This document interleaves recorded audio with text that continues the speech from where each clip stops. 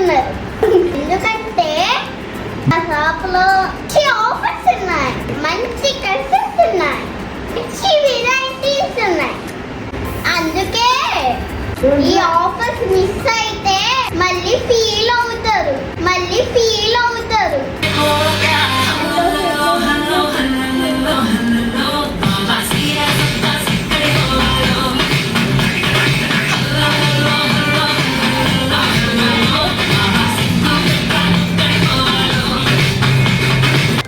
కదా, అందుకే పోస్ట్ వచ్చాలి. అంతా ఎక్కడ అనుకుంటున్నారా?